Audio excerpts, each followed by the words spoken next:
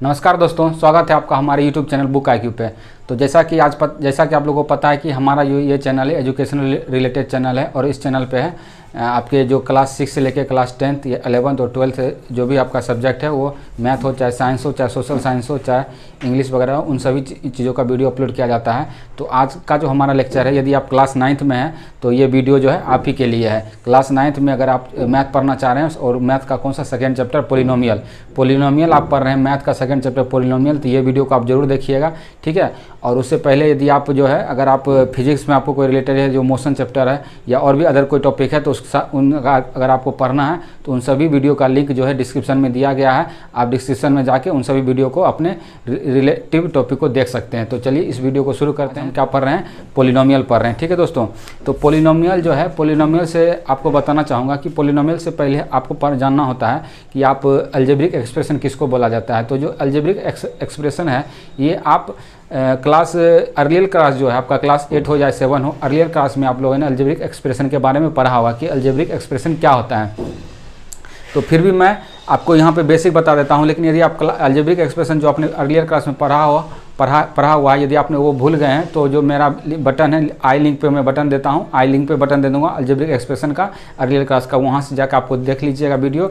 और उस वीडियो को देखने के बाद आपको वहाँ कॉन्सेप्ट क्लियर हो जाएगा कि कॉन्स्टेंट किसके कहते हैं, वेरिएबल किसे कहते हैं, इन सभी चीज़ों के बारे में, और अलजेब्रिक एक्सप्रेशन किसे कहा जाता है, इन सभी चीज़ों के बारे में कॉन्सेप्ट दूर हो जाएगा, ठीक है। फिर भी मैं इस वीडियो में आप लोगों को बेसिक बता देता हूँ अलजेब्रिक एक्सप्रेशन का बेसिक क्या होता है, कॉन्स्टेंट क्या होगा, वेरिएबल क्या होगा, डिग्री ऑफ ए पोलिनोमियल किसे बोला जाता है, इन सभी चीज़ों के बारे में इस वीडियो में बात करूँगा।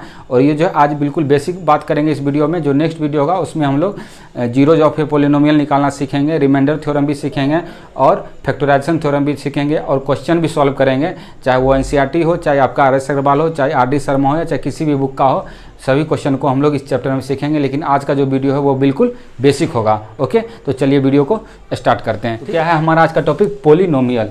तो पोलिनोमियल कहते किसको हैं, ठीक है। पहले ये जानिए पोलिनोमियल किसे बोला जाता है। पोलिनोमियल का हिंदी मतलब होता है बहुपद।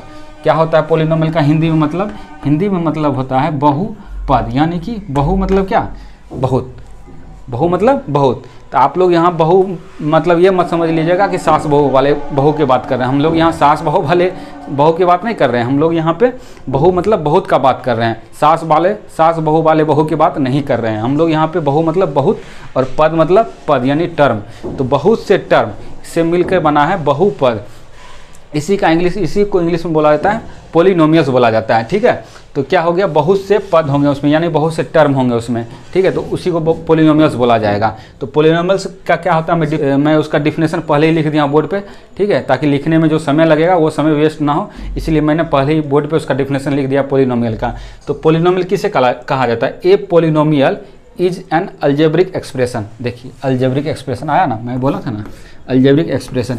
ये अलजेब्रिक एक्सप्रेशन जो है इसको आप पूरी तरह समझना चाहते हैं तो आप हमारे आई लिंक में बटन दिया हो उसको देख लीजिएगा कि अलजेब्रिक एक्सप्रेशन किसको बोला जाता है। फिर भी हम बात कर लेते हैं algebraic expression in which the variable involve have only non negative integral exponents. अब देखिए अलजेब्रिक एक्सप्रेशन बोला किसको जाता है? अलजेब्रिक एक्सप्रेशन जो है वो बोला जाता है, जैसे आपका ये हो गया ax + by, ये आपका क्या हुआ? Algebraic expression. इसी को अलजेब्रिक एक्सप्रेशन बोला जाता है।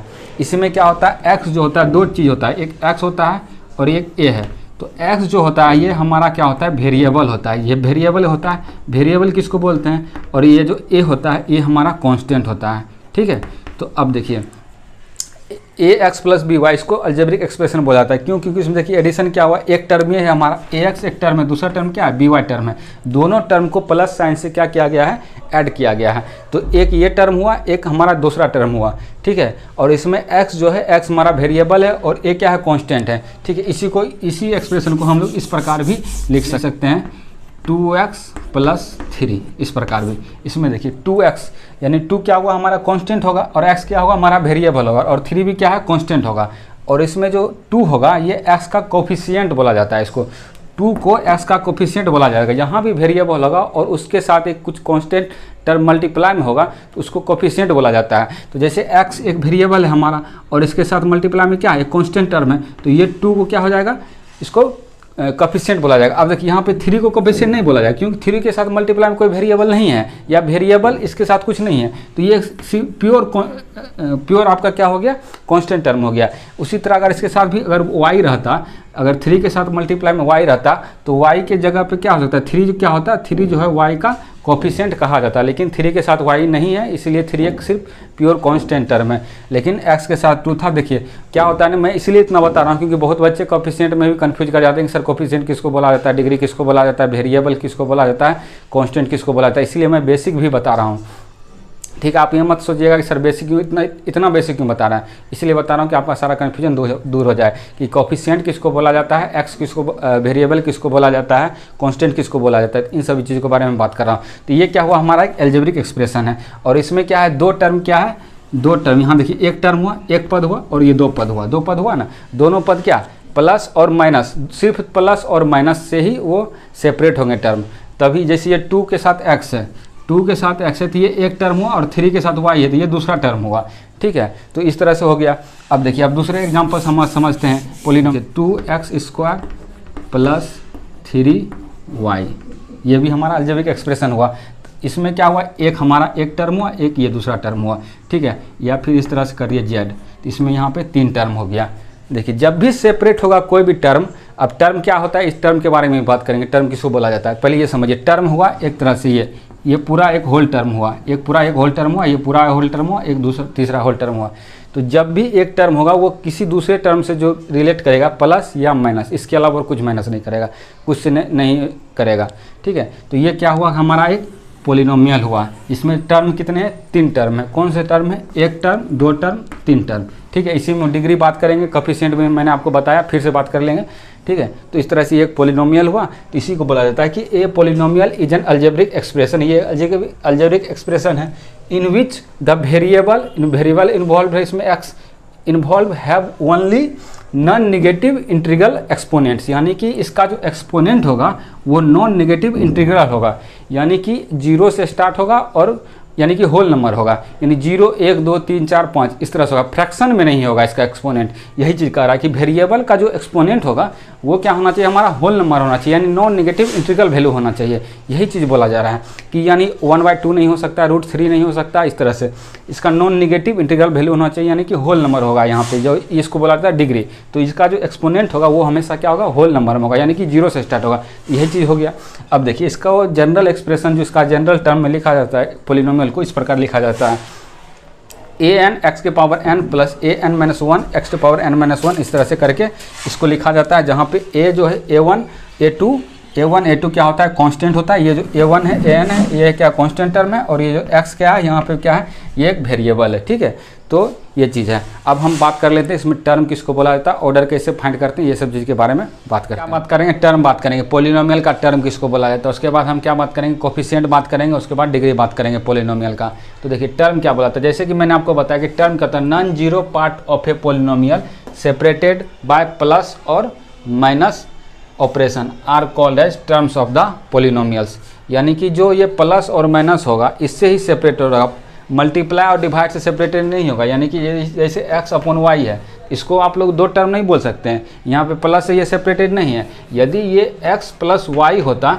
तो ये 2 टर्म होता। सेपरेटेड जब भी हो गया पोलिनोमियल का तो टर्म क्या होगा, प्लस या माइनस से ही सेपरेटेड होगा। इसको एक टर्म बोला जाएगा, इसको 2 टर्म बोला जाएगा। इसी प्रकार आप देखिए, यदि x² × y रहता तो इसको सिर्फ एक टर्म बोलेंगे, इसको 2 टर्म नहीं बोलेंगे। तो यही चीज़ है, यही चीज़ मैंने इसका डिफिनेशन में लिखा हुआ है कि ये एक क्या हुआ, हमारा एक टर्म हुआ। इसी में अगर रहता प्लस x/y तो ये क्या हुआ, 2 टर्म हुआ, एक टर्म ये हुआ, एक दूसरा टर्म हुआ। तो इसी को टर्म बोला जाता है, पहला टर्म और दूसरा टर्म। मल्टीप्लाई और डिवाइड में नहीं होगा, सिर्फ प्लस और माइनस से सेपरेटेड होना चाहिए, मल्टीप्लाई और डिवाइड से नहीं, उसी को टर्म बोला जाएगा। जैसे यहाँ पे देखिए कितना टर्म हो सकता है, एक टर्म, 2 टर्म, 3 टर्म, तो यहाँ पे 3 टर्म है। ठीक है, अब देखिए कोफिशिएंट बात करते हैं। कोफिशिएंट किसको बोला जाता है, देखिए कांस्टेंट मल्टीप्लाई बाय वेरिएबल, यानी वेरिएबल के साथ जो कांस्टेंट मल्टीप्लाई में होगा उसी को हम लोग कोफिशिएंट बोलेंगे। यानी कि यहाँ पे देखिए कितना टर्म है, 3 टर्म है। वेरिएबल कौन कौन सा है, एक ये वेरिएबल है और एक ये वेरिएबल है। देखिए x3, इसका कोफिशिएंट कितना होगा, देखिए नहीं कुछ रहता है मल्टीप्लाई में तो 1 रहता है, तो यानी कि x3 का कोफिशिएंट कितना होगा, 1 होगा। और x का कोफिशिएंट कितना होगा, x का कोफिशिएंट कितना होगा 2। ये कांस्टेंट टर्म में x वेरिएबल है, 2 कांस्टेंट टर्म है, तो x का 2 से मल्टीप्लाई है, यानी 2 क्या हो गया हमारा, 2 हमारा हो गया कोफिशिएंट हो गया। अब यहाँ देखिए 3 के साथ कोई वेरिएबल है, कोई वेरिएबल नहीं है, तो यहाँ पे 3 कुछ नहीं होगा, इसको कोफिशिएंट आप लोग मत बोलिए, क्योंकि जब भी वेरिएबल होगा और उसका साथ में जो कांस्टेंट टर्म होगा मल्टीप्लाई, उसी को वेरिएबल बोला जाएगा। ठीक है, तो आप कोफिशिएंट भी समझ गए, टर्म भी समझ गए। अब देखिए डिग्री किसको बोला जाता है, डिग्री बोला जाता है जो टर्म होगा, टर्म का जो हाई जितना भी टर्म होगा, जैसे 3 टर्म, एक अलजेब्रिक एक्सप्रेशन है, इसमें 3 टर्म है, तो एक अलजेब्रिक एक्सप्रेशन में जो जितना भी टर्म है उसका जो टर्म का जो हाईएस्ट पावर होगा, हाईएस्ट जो पावर होगा उसी को डिग्री ऑफ द पॉलिनोमियल बोला जाएगा। अब जैसे देखिए इसी क्वेश्चन में देखते हैं 3 टर्म है, इसमें हाईएस्ट पावर किसका है, इसका पावर हाईएस्ट पावर x3, इसका पावर कितना है 3, और जितना भी पावर है सबका पावर कम ही है, तो यहाँ पे क्या हो गया, हाईएस्ट पावर 3 है, तो इसका पावर 3 जो है हाईएस्ट हो जाएगा, और यही इसी को डिग्री बोला जाएगा। ठीक है, तो इसका डिग्री कितना हो जाएगा 3। इसी प्रकार 1-2 क्वेश्चन से और समझते हैं डिग्री किसको बोला जाता है, तो आपका कॉन्सेप्ट जो अच्छे समझ क्लियर हो जाएगा। अब देखिए जैसे मान चलिए ये है x² plus xy plus 3z। ठीक है, देखिए कितना टर्म है इसमें, पहले तो आप ये बताइए टर्म कितना है, 3 टर्म है, 1 टर्म 2 टर्म 3 टर्म है इसमें। ठीक है, आप देखिए इसमें कितना 3 टर्म है, और इसमें डिग्री निकालना, हमको कितना डिग्री निकालना है, तो देखिए क्या करना है, यहाँ पे क्या करना है, 2 वेरिएबल x और y वेरिएबल है, y का पावर 1 है और x का पावर कितना है 2। तो जब भी हम निकालेंगे हाईएस्ट डिग्री निकालेंगे तो क्या करेंगे, जो वेरिएबल होगा ये मल्टीप्लाई में है, तो इसका पावर और इसका पावर x दोनों एक ही टर्म है, अलग अलग टर्म तो है नहीं, क्योंकि सेपरेट प्लस और माइनस नहीं है, तो टर्म तो एक ही है। तो एक टर्म में जितना भी वेरिएबल होगा उसका पावर क्या करेंगे हम लोग ऐड करेंगे, यानी इसका ये पावर यहाँ पे ऐड होगा, यानी कि इसका पावर ऐड करने पे क्या होगा, इसका पावर ऐड करिए, x का पावर 2 है, y का पावर 1 है, तो कितना हो जाएगा 3, इसका पावर कितना हुआ पावर 3, इसका पावर देखिए x के पावर 1 है, y का पावर 1 है, तो इसका पावर कितना हो जाएगा 1 + 1, तो इसका पावर कितना हो जाएगा 2। ठीक है, अब इसका पावर देखिए z का पावर 1 है, तो यानी कि इसका क्या हो जाएगा 1 पावर 1। अब देखिए 3 बड़ा है, 2 बड़ा है या 1 बड़ा है, तो आपको पता ही है कि 3 सबसे ज़्यादा बड़ा है, 3 ज़्यादा पावर बड़ा है, तो 3 क्या हो जाएगा इसका, इस अलजेब्रिक एक्सप्रेशन का क्या हो जाएगा, ऑर्डर डिग्री हो जाएगा। इसी प्रकार यही हो जाएगा हाईएस्ट पावर। आपको ऐड करना, सिर्फ इंडिविजुअल नहीं करना, आपको क्या करना है ऐड करना। तो यही 3 जो है, ये 3 2 + 1 3 क्या हो जाएगा, डिग्री बोला जाएगा, डिग्री ऑफ द पॉलिनोमियल बोला जाएगा। ठीक है, तो आज के वीडियो में बस इतना ही रहने देते हैं, और जो आगे वीडियो में बात करेंगे तो जिसमें जीरोज ऑफ द पॉलिनोमियल बात करेंगे, फैक्टराइजेशन थ्योरम के बारे में बात करेंगे, उसके बाद जो रिमाइंडर थ्योरम है उसके बारे में बात करेंगे। ठीक है, तो वो नेक्स्ट वीडियो में हम बात करेंगे। आज के लिए इतना ही, तब तक के लिए मिलते हैं अगले वीडियो में, तब तक के लिए धन्यवाद।